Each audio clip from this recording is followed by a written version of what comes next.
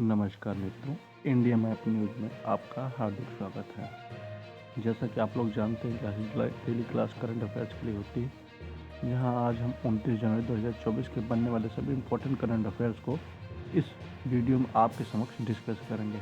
आपको बता दें, टेलीग्राम का लिंक आपको डिस्क्रिप्शन में मिल जाएगा, जहाँ से हमारी वीडियो और PDF आप डाउनलोड कर पाएंगे। साथ ही अब आप व्हाट्सएप चैनल से भी जुड़ सकते हैं, जिसका लिंक भी डिस्क्रिप्शन में मिल जाएगा। और आशा करते हैं अगर आपको वीडियो इन्फॉर्मेटिव लगे तो हमारे चैनल को सब्सक्राइब करें और बेल आइकन को प्रेस जरूर करें। और आगे बढ़ते हैं। आज का पहला क्वेश्चन ये रहा आपकी स्क्रीन पर आपके सामने। आज का पहला क्वेश्चन है, हाल ही में भारतीय समाचार पात्र दिवस कब मनाया गया? सॉरी, ये समाचार पत्र दिवस होगा, पात्र दिवस नहीं होगा। ठीक, इसका सटीक आंसर होगा ऑप्शन नंबर बी, 29 जनवरी। और 29 जनवरी से जुड़े कुछ इंपॉर्टेंट फैक्ट देख लेते हैं। भारत में समाचार पत्रों की शुरुआत का सम्मान करने के लिए 29 जनवरी को भारतीय समाचार पत्र दिवस मनाया जाता है। इस दिवस का उद्देश्य समाचार पत्रों के बारे में जागरूकता बढ़ाना होता है। आगे बढ़ते हैं, इसके कुछ फैक्ट देख लेते हैं, क्वेश्चन से जुड़े हुए कुछ। और जनवरी की पहली तारीख को DRDO का 66वां स्थापना दिवस मनाया गया। 3 जनवरी को international mind body wellness day मनाया गया। 4 जनवरी की बात करें तो विश्व ब्रेल दिवस मनाया गया, जिसकी थीम क्या थी? Empowering through inclusion and diversity. और 5 जनवरी की बात करें तो राष्ट्रीय पक्षी दिवस मनाया गया है। 6 जनवरी की बात करें तो विश्व अनाथ युद्ध दिवस। 7 को महायान नववर्ष। 8 जनवरी को पृथ्वी घूर्णन दिवस मनाया गया। और 9 जनवरी को प्रवासी भारतीय दिवस मनाया जाता है, जिसको आपको पता ही होगा। 9 जनवरी को महात्मा गांधी दक्षिण अफ्रीका से भारत वापस आए थे, जिनके उपलक्ष्य में प्रवासी भारतीय दिवस मनाया जाता है। 9 जनवरी 1915 से मनाया जा रहा है। और 10 जनवरी की बात करें तो विश्व हिंदी दिवस। 11 जनवरी की बात करें तो राष्ट्रीय मानव तस्करी जागरूकता दिवस। 12 राष्ट्रीय युवा दिवस। 15 जनवरी भारतीय सेना दिवस, जिसकी थीम थी इन सर्विस ऑफ नेशन, ध्यान रखेंगे। और 16 जनवरी की स्टार्टअप दिवस। 19 जनवरी को कोकबोरोक दिवस। और 20 जनवरी को पेंगुइन जागरूकता दिवस। और 23 जनवरी की बात करें तो पराक्रम दिवस मनाया गया। आगे बढ़ते हैं और क्वेश्चन नंबर 2 को देखेंगे। ये रहा आपकी स्क्रीन पर, हाल ही में दुनिया के सबसे अमीर व्यक्ति कौन बने हैं? तो आंसर होगा option number C, Bernard Arnold. याद रखेंगे, ये दुनिया के सबसे अमीर व्यक्ति बने हैं बर्नार्ड अर्नोल्ड। आगे बढ़ते हैं, क्वेश्चन नंबर 3 को देखेंगे। हाल ही में रूफटॉप पैनल्स लगाने के लिए REC लिमिटेड कितने लाख करोड़ रुपए देगी? तो आंसर होगा 1.20।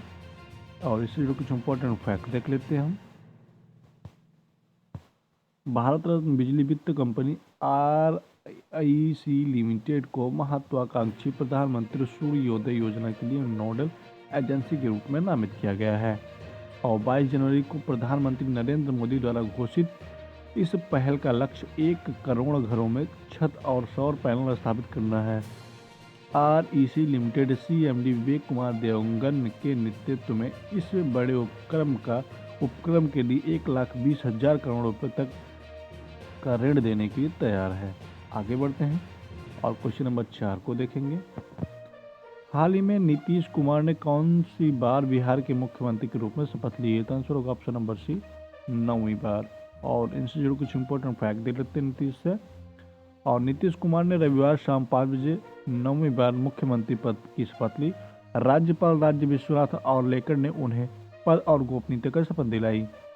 भाजपा के प्रदेशाध्यक्ष सम्राट चौधरी और नेता प्रतिपक्ष रहे विजय सिन्हा को उप मुख्यमंत्री बनाया गया है। आगे बढ़ते हैं, इनसे जुड़े कुछ इंपॉर्टेंट और फैक्ट देख लेते हैं हम। COP 28 में बिहार को नवीकरण प्रयासों के लिए अंतर्राष्ट्रीय सम्मान मिला है। और बिहार के मुख्य सूचना अधिकारी के रूप में त्रिपुरारी शरण को नियुक्ति किया गया है। और बिहार सरकार ने मिशन दक्ष लॉन्च किया है, ध्यान रखेंगे। और बिहार ने मुख्यमंत्री रवि महाभियान 2023 का शुभारंभ भी किया है। और बिहार में शिक्षकों का टेस्ट के माध्यम से सरकारी कर्मचारी का दर्जा दिया जाएगा। और बिहार के उद्योग विभाग ने बेंगलुरु में इन्वेस्टर समिट का आयोजन किया है। और बिहार सरकार ने न्यायिक सेवाओं EWS के लिए 10% आरक्षण की घोषणा की है। और बिहार सरकार ने जाति सर्वेक्षण के आंकड़े जारी कर दिए हैं। आगे बढ़ते हैं, क्वेश्चन नंबर 5 को देखेंगे। ये रहा आपकी स्क्रीन पर, हाल ही में किस देश के मशहूर पॉप सिंगर डॉनी ली का 42 वर्ष की उम्र में निधन हो गया है? तो आंसर होगा ऑप्शन नंबर बी, ब्राजील के। आगे बढ़ते हैं क्वेश्चन नंबर, और इसके कुछ इंपॉर्टेंट बता दें, फैक्ट बता दें कि ये विशेष प्रकार की कोई सर्जरी थी, उससे जुड़े हुए थे, जिनको कराने के बाद इनकी मौत हुई है। आगे बढ़ते हैं क्वेश्चन नंबर 6 को देखेंगे। हाल ही में घोषित 69वें फिल्म फेयर अवार्ड में किसे बेस्ट एक्टर का अवार्ड मिला है? तो आंसर होगा ऑप्शन नंबर ए, रणबीर कपूर को। आगे बढ़ते हैं क्वेश्चन नंबर 7 को देखेंगे, आपकी स्क्रीन पर रहा। हाल ही में आईसीसी किस देश के क्रिकेट बोर्ड को बोर्ड से सस्पेंशन हटा लिया गया है? तो आंसर होगा ऑप्शन नंबर सी, श्रीलंका से। और श्रीलंका से जुड़े कुछ इंपॉर्टेंट फैक्ट देख लेते हैं हम।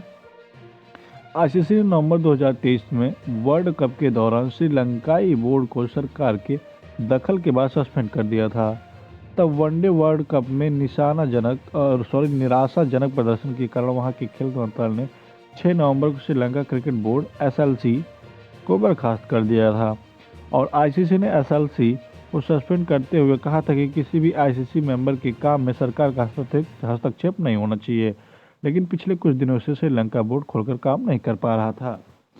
Thank you. आगे बढ़ते हैं क्वेश्चन नंबर 8 को देखेंगे, आपकी स्क्रीन पर। हाल ही में परीक्षा पर चर्चा का 7वां संस्करण कहाँ आयोजित किया गया था? आंसर होगा ऑप्शन नंबर बी, नई दिल्ली। और इससे जो कुछ इंपॉर्टेंट फैक्ट देख लेते हैं हम। इस साल परीक्षा पे चर्चा कार्यक्रम 29 जनवरी को दिल्ली के प्रगति मैदान में भारत मंडपम में हुआ। इस दौरान पीएम मोदी स्टूडेंट के मन से परीक्षा के डर और तनाव को कम करने के लिए टिप्स शेयर किए हैं। और ये परीक्षा पे चर्चा इवेंट का 7वां एडिशन है। और भारत मंडपम में G20 की समिट भी हुई थी, ध्यान रखेंगे। आगे बढ़ते हैं क्वेश्चन नंबर 9 को देखेंगे। हाल ही में कौन सा देश प्रशांत महासागर में 54,000 टन परमाणु संयंत्र का दूषित कचरा बहाएगा? आंसर होगा ऑप्शन नंबर सी, जापान। आगे बढ़ते हैं, जापान से कुछ इंपॉर्टेंट फैक्ट देख लेते हैं हम। जापान को समुद्र के अंदर ज्वालामुखी विस्फोट के बाद नया द्वीप मिला है। और इसरो जापान की स्पेस एजेंसी की मदद से अगला चांद मिशन पूरा करेगा।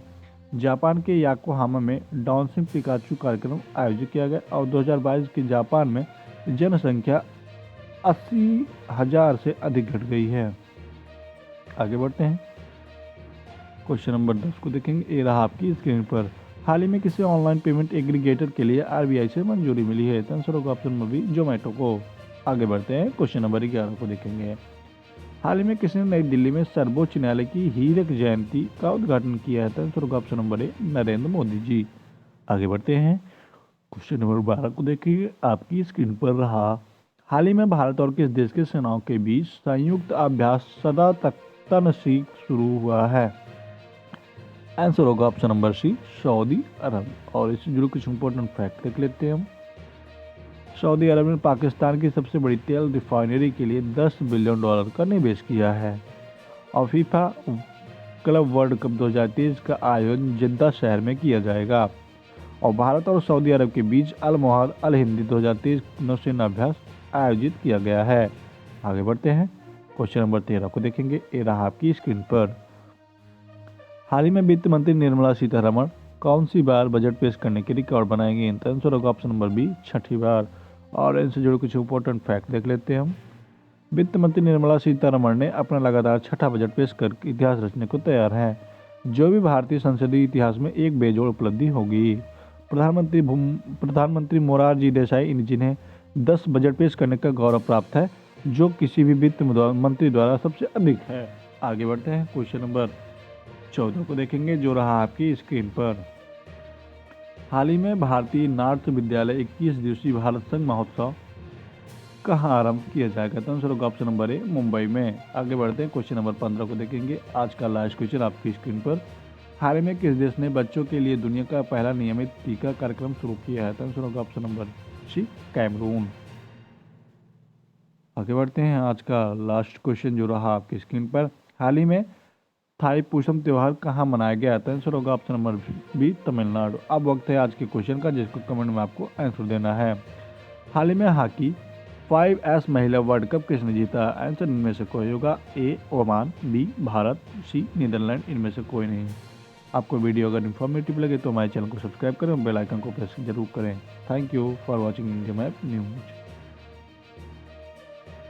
आपका जब सपना टूटेगा ना, जब आप यहाँ से खाली हाथ जाइएगा ना, लापरवाही की वजह से, एक वो किताब बोरिया बिस्तर में जब समेटिएगा ना, तब समझ में आएगा कि जिम्मेदारी का बोझ क्या होता है। समझ में आया? तब आप दूसरे से सुने होंगे कि जिंदा लाश क्या होता है। उस तरह से एक एक गली जब खाली हाथ लौटेंगे ना, तो याद आएगा जब ऑटो में रिक्शे में बैठेंगे ना, तो यहाँ हम चाय पीते थे, यहाँ फोटोकॉपी कराया करते थे, यहाँ से सब्जी खरीदते थे।